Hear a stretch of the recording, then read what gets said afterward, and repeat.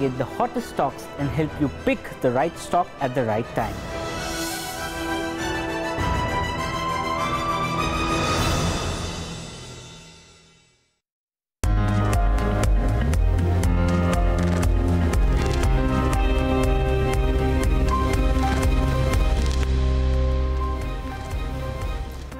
Good morning, it's Friday, this is Daybreak. I'm Alex Matthew and you're watching Bloomberg Quint Live. First, the headlines. Asian stocks are set to end the week on a high after a possible thaw in trade tensions and a fall in the US dollar. US stocks pulled back from the day's high after President Donald Trump tweeted that he is under no pressure to strike a trade deal with China. Turkey's central bank defies President Erdogan, hikes benchmark interest rates to 24%. The lira rallies post the move. Former Fortis promoter Shivinder Singh has withdrawn his petition against brother Malvinder Singh after intervention from their mother. And India's consumer price inflation fell to 3.69% in August owing to low food prices. Industrial production in July moderated to 6.6% despite a low base. Now let's talk about the US markets. A rise in Apple led a rebound in technology shares and boosted all three major indices on Thursday, while trade worries eased after China said it was open to fresh talks with the United States. Bloomberg's Sarah Ponzek wraps up all the action on Wall Street in this report. U.S. stocks ended Thursday's trading session in Wall Street higher, the S&P 500 higher for the fourth straight day. Now, tech really did lead the rally today. Apple adding the most points to the S&P 500, Microsoft not far behind it. Now, this was after some weakness that we did see yesterday after Apple's product event. Clearly, that was a bit of a buy the dip scenario. Also, some analysts did raise their price targets on Apple after the event. So some strength there, but it wasn't just in some of those big mega cap tech names. It was also in semiconductor stocks, and we have seen a lot of weakness lately there. Yesterday, the Philadelphia Semiconductor Index falling through the 200-day moving average. Today, it rebounded above it, seeing some real strength there. Now, also at the macro level, we did get some more direction on the trade front. Nothing concrete, but a bit more direction. The U.S.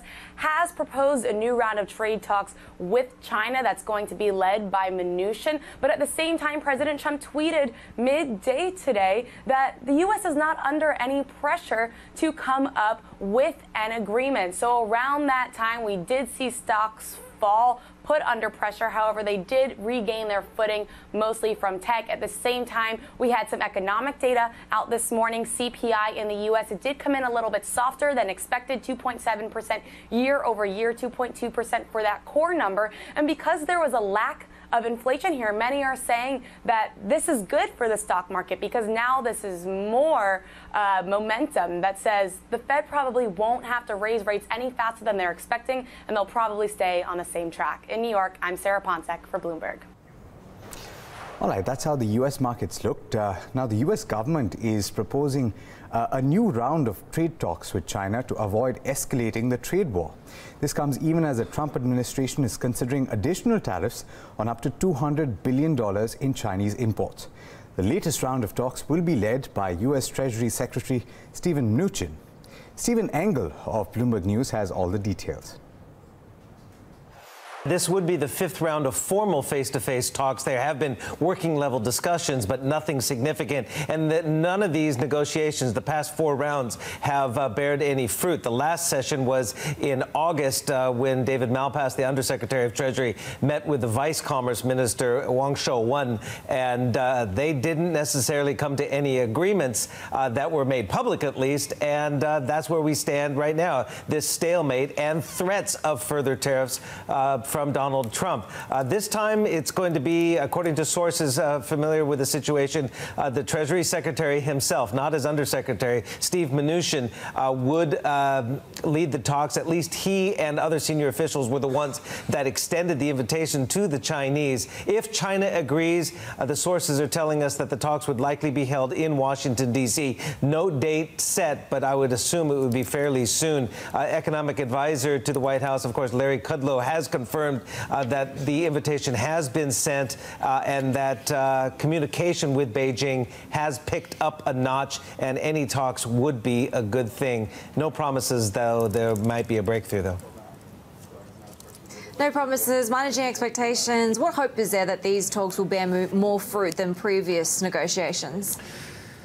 Yeah, well, I'm a bit of a skeptic on this because if you want quick deliverables, it's going to be very difficult to get that from China if you are the White House. So, you know, a big tanker cruising on the ocean takes a long time to make a turn, and we're talking about structural changes for China. So it's interesting because Larry Kudlow says that the Chinese have not come to the table with enough concessions, or they've offered very few concessions. So the thing is what's going to be acceptable to the White House? Larry Kudlow does say that Donald Trump is willing to meet with Xi Jinping, possibly as early as November at the G20 in Argentina.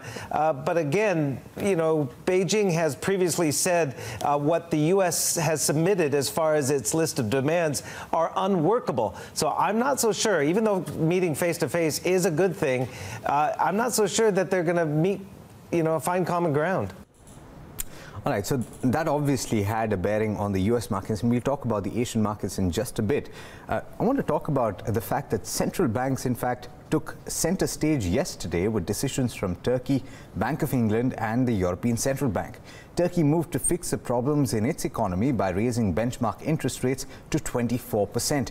Its European counterparts, on the other hand, stuck to script, with no major changes in the policies. Yusuf Gamal Eldin, Lucy Meakin, and Paul Gordon of Bloomberg News report. What a roller coaster ride it's been. Going into this, the investors we've been speaking to were quite pessimistic that the central bank would come out with decisive steps. Then you had Mr. Erdogan bash the central bank and underscore his view of the world where higher interest rates cause inflation and that those rates need to come down. Interest rates are a tool of exploitation. And then you had the central bank come in after all and reassert its independence. They said then 24% is going to be the new one-week repo rate.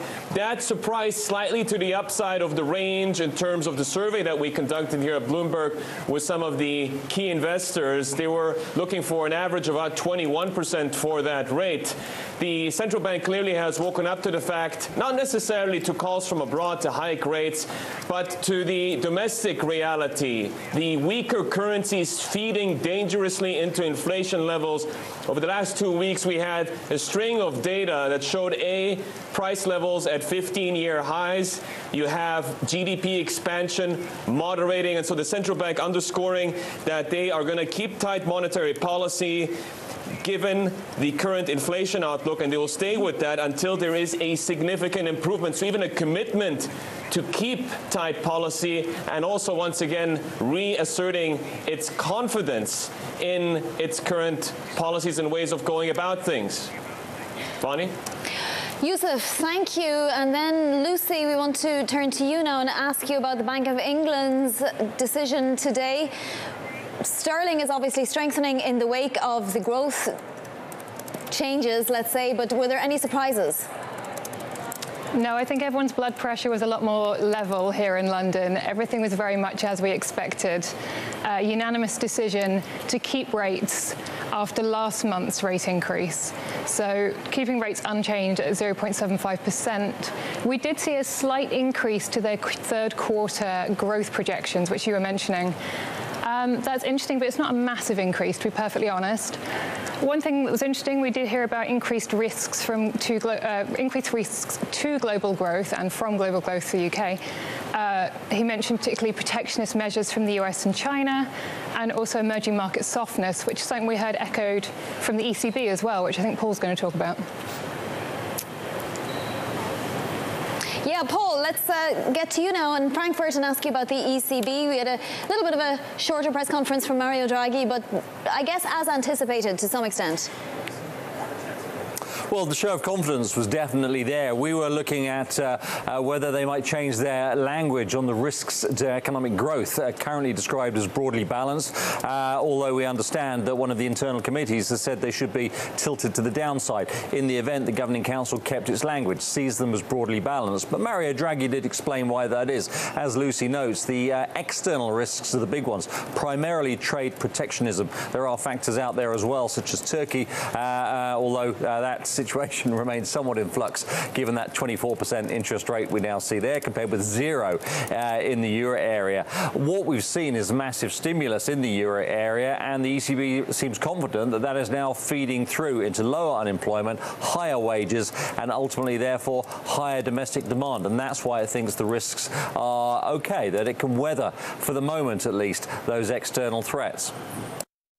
All right, so those are the updates with regard to the central bank. But I remember that I told you that you had to remember about the fact that the US and China are both talking about coming back to the table with regard to trade talks. And that's had a bearing on the US markets overnight. And it's also having a bearing on the Asian markets this morning. Remember that Donald Trump actually put a caveat in that statement that was issued about the renewal of talks. And that has perhaps put a little bit of a dampener on what could have been a broad swath of green for the entire Asian market. You have the Chinese markets that have opened up, and they're a little muted at the start of trade.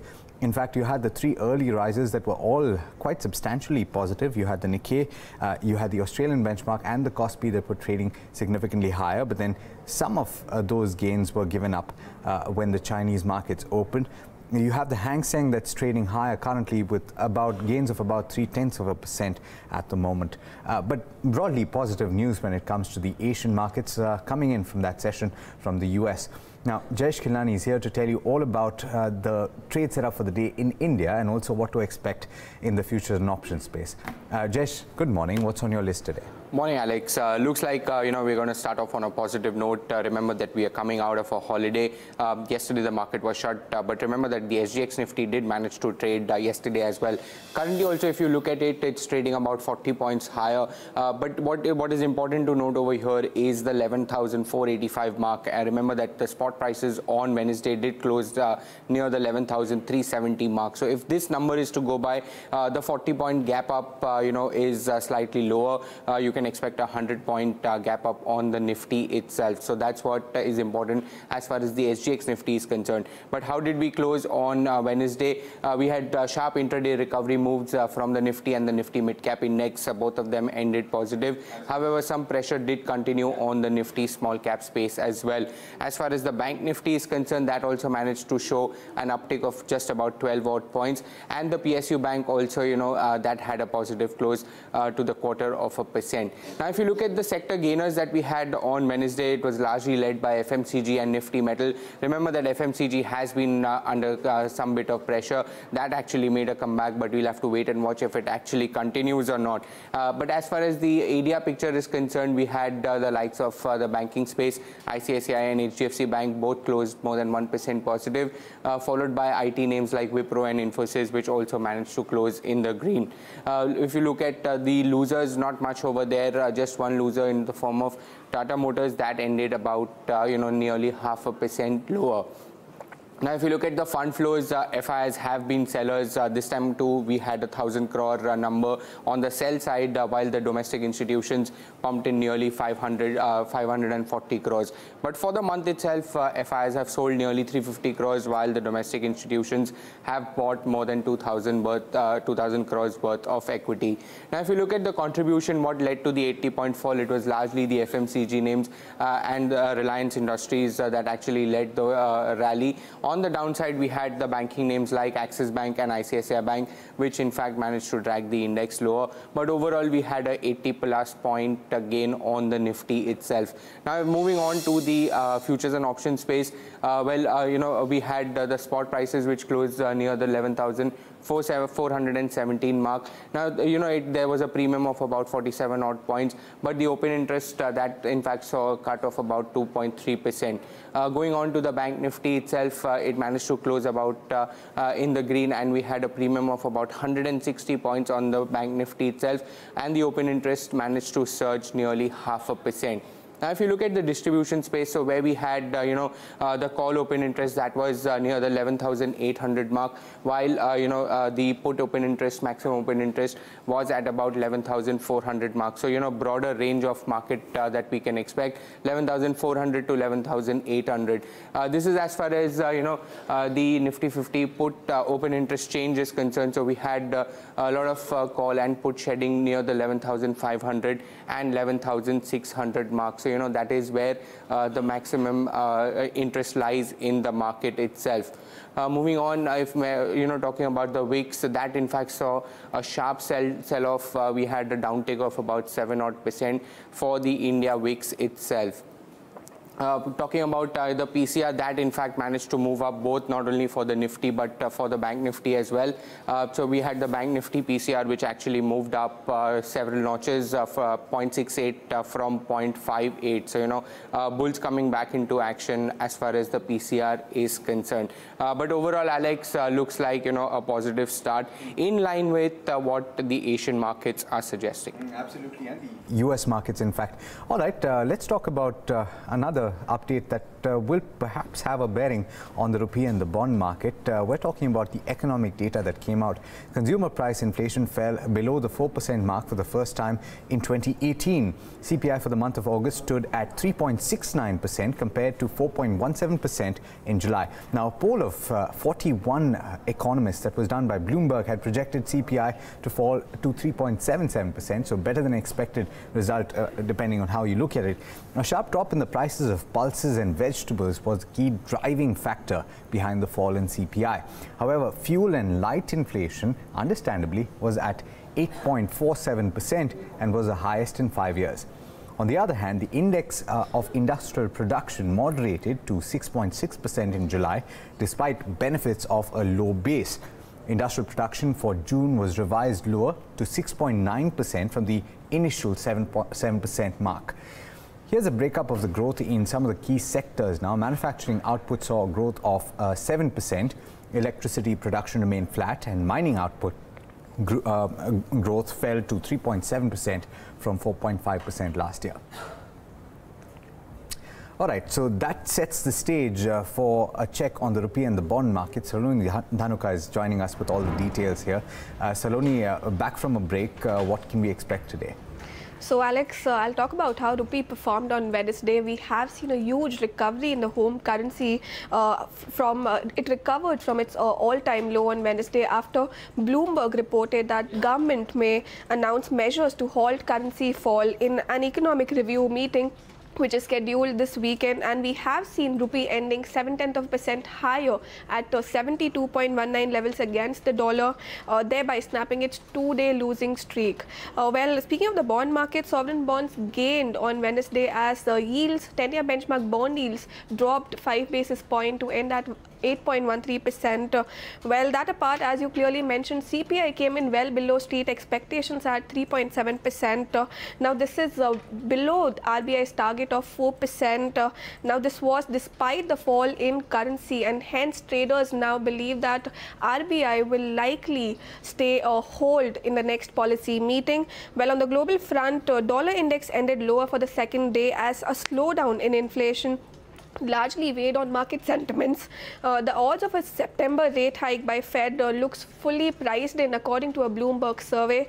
That apart, if you see euro, it rose to its highest level in over 2 weeks versus the dollar after ECB monetary policy meet, wherein the central bank kept interest rates unchanged and committed to end their bond buying program very soon. That apart, pound extended gains for the 5th consecutive session versus the dollar after Bank of England held rates steady but expressed optimism over UK economy. And lastly, if you see dollar rupee now, it is trading at 71.90 levels against the dollar in the non-deliverable forward markets, which indicates a positive opening for Indian rupee in today's trade, Alex. All right, thanks so much for that, Saloni. Let's shift focus to commodities, and Jayesh Khilnani is back to tell you all the updates there. Jayesh, oil remains in focus. That's right, Alex. In fact, we are getting mixed cues as far as the entire commodities basket is concerned. But yeah, let's start off with oil prices, which did manage to decline nearly 2.5% in the overnight session. on the back of a couple of reasons. One is that IEA is now uncertain whether the Saudi supply will in fact fill up for the Iran shortfall that we have seen in the market. And the other one is a tweet by Donald Trump under which he has mentioned that China is now under pressure to negotiate an agreement. So these were the two negatives for the oil markets, and that's the reason we saw a 2.5% decline. But this actually had a positive rub-off effect on the base metal space. So the index itself gained for the second straight day, and we had copper which climbed to a 2-week high on the back of easing of the trade war concerns. As far as other base metals are concerned, we had aluminium which was unchanged on LME. The gainers were tin, nickel and zinc, while lead actually advanced on the London Metal Exchange. Lastly, if you have a look at the precious metal space, gold has been under some bit of pressure, but still holding on above the 1200 mark. All right, thanks, Jayesh. Let's move on and talk about the big corporate update from well, close of trade on Wednesday. Shivinder Singh has decided to withdraw his case against brother Malvinder Singh and family associate Sunil Godhwani. Shivinder, who had moved the NCLT last week accusing his elder brother of forging his wife's signature and financial impropriety, claims their mother has intervened and asked them to try and settle their differences outside court. The two sides have already roped in family elders to try and bury the hatchet, according to the NCLT filing. All right, and Shraddha Babla is joining us now with the stocks that you have to watch in news today. Shraddha, good morning. What are the stocks on your list today? Very good morning, Alex. I'm going to start off with HCL Technologies, which will buy back 2.61% of its equity capital. So the buyback price has been fixed at 1,100 rupees per share. That's close to Friday's closing price. And the buyback, the aggregate size of the buyback is 4,000 crores, and the offer will open starting September 18th. The other part, you also have RCF will be in focus as the cabinet has approved the transfer of land of the company to MMRDA and Municipal Corporation of Greater Mumbai.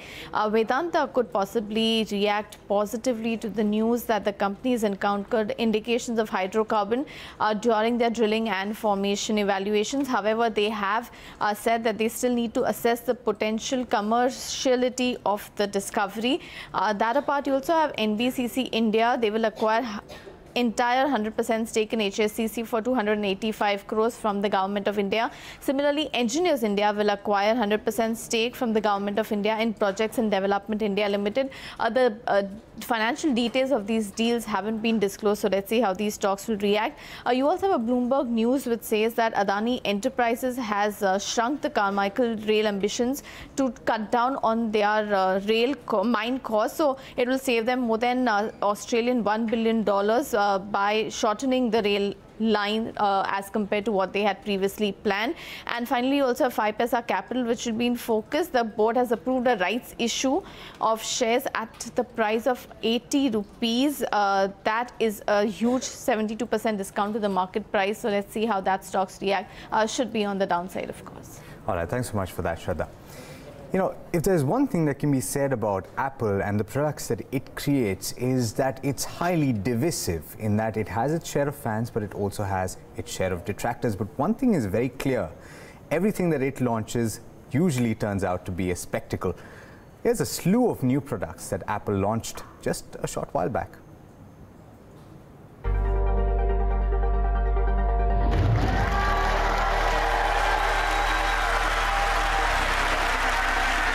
Thank you. Good morning. Welcome to the Steve Jobs Theater. Apple Watch Series 4. Everything about it has been redesigned and re-engineered. Every detail has been thoughtfully considered, and it's just beautiful. And the screens are significantly larger. In fact, they're over 30% larger. Thank you. And we've also designed a brand new watch face with up to 8 complications that really brings them to life. And you can customize it with the things you care about.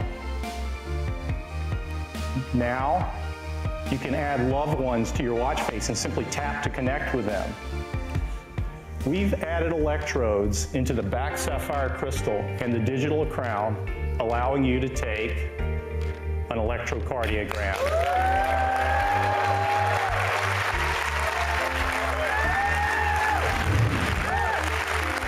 iPhone XS. It is the most advanced iPhone we've ever created. The screen on iPhone XS is a Super Retina display, the best we've made yet.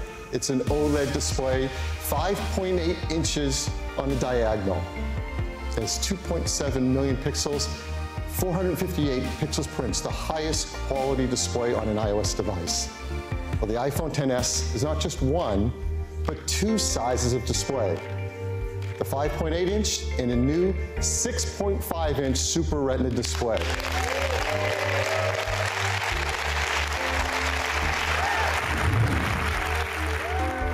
So what do you call a phone that's bigger than plus size? Well, we call it the iPhone XS Max. Face ID is a huge step forward in biometric protection for all of our personal data on our devices, and customers love it. It is powered by our True Depth camera system. And there's so much technology in that little space right there. An infrared camera, flood illuminator, proximity sensor, ambient light sensor, dot projector, front camera, speaker, and microphone, all working together to give protection to the data on our devices. It is a remarkable new dual camera system. It has a 12 megapixel wide camera, a 12 megapixel telephoto camera, and an even more improved True Tone flash. On the front side, we have the True Depth camera system. And that's a new sensor as well, a 7 megapixel sensor that's twice as fast. With eSIM, it's built in, easy to set up a second line. You can put your camera at a QR code from a carrier and set it up. And the teams work to make sure in the software that the fact that you have two different phone numbers is understood, and you can name them home and work, primary, secondary, whatever. And then throughout the user experience, you'll see that a phone call is coming in on a certain line, and you know how to deal with that. We are so excited to introduce you to the iPhone XR. And we hope it reaches even more customers with this amazing, incredible technology. It's made from 7000 series aerospace grade aluminum. iPhone XR will come in 6 finishes and in 3 sizes. 64 gigabytes, 128 gigabytes, and 256 gigabytes of storage. The brand new iPhone XR, starting at $749, XS at $999, and XS Max at $1099. They're all running iOS 12, the world's most advanced mobile operating system, and we can all upgrade to its performance and its great features, AR, Animoji, Memoji, screen time, and more. Next week, September 17th. All right, so there's a die-hard Apple fan in this newsroom. I'm going to go ask him if he's going to cough up the money that it'll take to buy a new one. You let me know in the comment section below if you're going to pay to buy the new iPhone. Thanks so much for watching. This is Bloomberg Quint.